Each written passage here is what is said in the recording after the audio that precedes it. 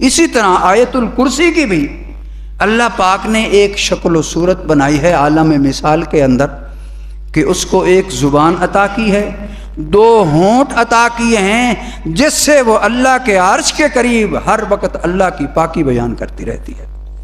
تو یہ آیت الکرسی جو ہے یہ قرآن پاک کی سب سے افضل آیت ہے اور بڑی عظیم آیت ہے۔ ایک حدیث پاک کے اندر آتا ہے، حضور اقدس صلی اللہ علیہ وسلم نے ارشاد فرمایا کہ یہ آیت الکرسی 1/4 قرآن کے برابر ہے۔ اس کے 2 معنی علماء نے بیان کیے ہیں۔ ایک معنی تو یہ ہے کہ قرآن پاک کے اندر جتنے مضامین بیان ہوئے ہیں ان سب مضامین میں سے 1/4 حصہ صرف آیت الکرسی کے اندر موجود ہے۔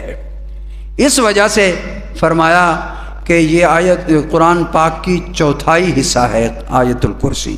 اور دوسرا معنی یہ ہے کہ اجر و ثواب کے حساب سے جو آدمی آیت الکرسی پڑھتا ہے اس کو 1/4 قرآن پڑھنے کا ثواب ملتا ہے، اور جو 4 مرتبہ آیت الکرسی پڑھ لیتا ہے تو اس کو پورا قرآن ختم کرنے کا ثواب ملتا ہے۔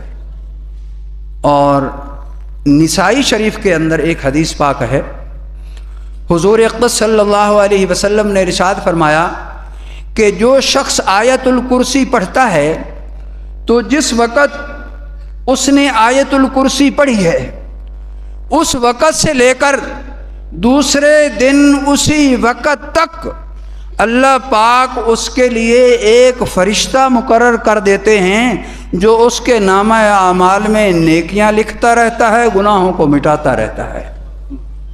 اب ایک شخص ہر نماز کے فرض نماز کے بعد 1 مرتبہ آیت الکرسی اگر پڑھ لیتا ہے تو گویا اس کے لیے ہر روز 5 فرشتے اللہ پاک مقرر فرما دیتے ہیں جو اس کے نامہ اعمال میں نیکیاں لکھتے رہتے ہیں، اس کے گناہوں کو مٹاتے رہتے ہیں۔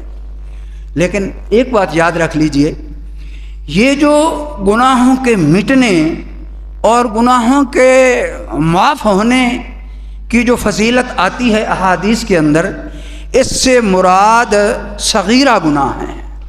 کبیرہ گناہوں کے لیے توبہ شرط ہے۔ کبیرہ گناہ ان اعمال سے معاف نہیں ہوتے، کبیرہ گناہوں کے لیے توبہ شرط ہے، صغیرہ گناہ ان اعمال سے معاف ہوتے ہیں۔ جس طرح حدیث پاک میں آتا ہے کہ جب آدمی وضو کرتا ہے تو جب ہاتھ دھوتا ہے تو ہاتھوں کے گناہ جھڑ جاتے ہیں، جب پاؤں دھوتا ہے تو پاؤں کے گناہ جھڑ جاتے ہیں، جب چہرہ دھوتا ہے تو آنکھ، زبان اور کان کے گناہ جھڑ جاتے ہیں۔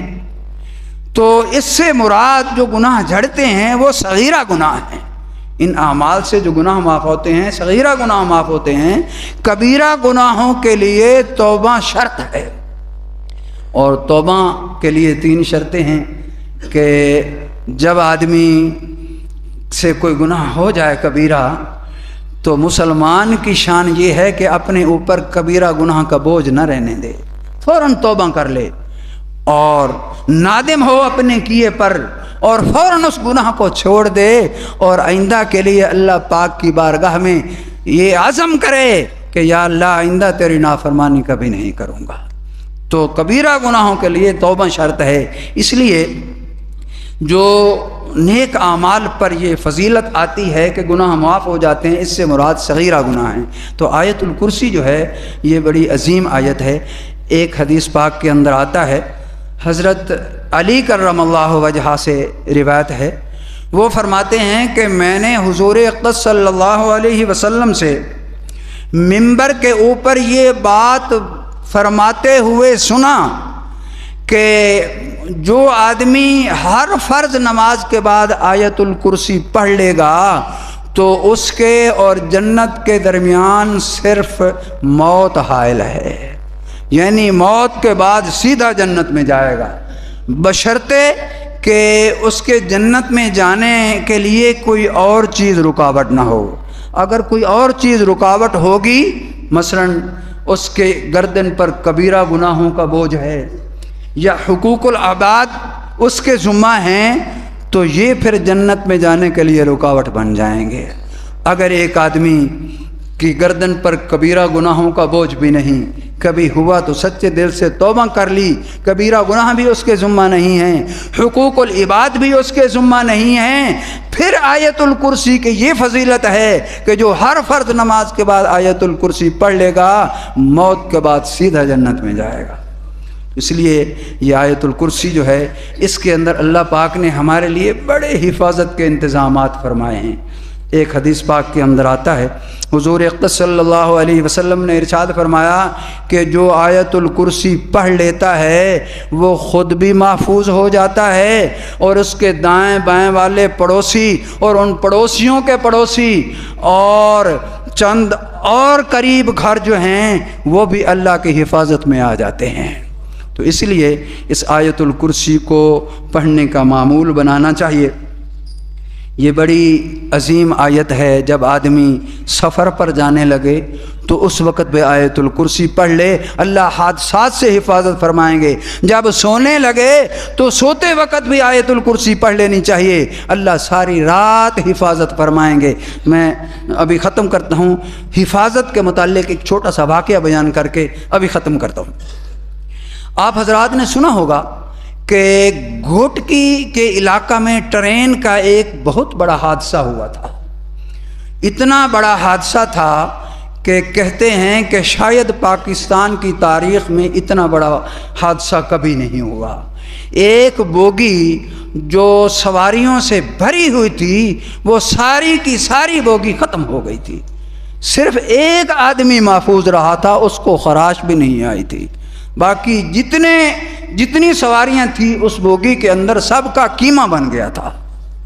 ایک آدمی محفوظ رہا تھا اور اس کو درخت سے اتار کر ہسپتال میں لے گئے اور وہاں جب اس کو ہوش آیا، وہ بھی ہوش ہو گیا تھا، وہاں جب اس کو ہوش آیا تو وہ تو سمجھ رہا تھا کہ میں ٹرین کے اوپر جو ہے برتھ پر سویا ہوا ہوں۔ جب اس نے دیکھا کہ میں تو ہسپتال میں پڑا ہوں تو وہ حیران ہوا کہ میں ہسپتال میں کیسے آ گیا، میں تو برتھ پر سویا ہوا تھا۔ تو لوگوں نے اسے بتلایا کہ تجھے معلوم بھی نہیں، تمہاری ٹرین کا بہت بڑا حادثہ ہوا ہے، ساری بوگی ختم ہو گئی ہے، صرف تو ایک بچا ہے۔ ہوا ایسے ہے کہ جب حادثہ ہوا اور وہ ٹرین کی بوگی پھٹی اور اس کی چھت پھٹی تو جھٹکے کے ساتھ تیرا یہ برتھ جو ہے یہ ساتھ والے درخت کے اوپر لٹک گیا تھا، ہم نے اور اس جھٹکے کی وجہ سے تو بے ہوش ہو گیا، ہم نے تجھے وہاں سے اتارا اور یہاں ہسپتال میں لے آئے۔ ہمیں یہ بتلا کہ تو کون سا ایسا عمل کرتا ہے کہ اللہ نے اتنے بڑے حادثے کے اندر بھی تیری حفاظت فرمائی ہے۔ تو وہ کہنے لگا کہ میں اور تو کوئی ایسا عمل نہیں کرتا، البتہ جب میں سونے لگتا ہوں تو آیت الکرسی پڑھ لیتا ہوں۔ اب بھی جب میں ٹرین میں برتھ پر سویا تو آیت الکرسی پڑھ کر سویا تھا، اللہ نے اسی وجہ سے میری حفاظت فرمائی ہے۔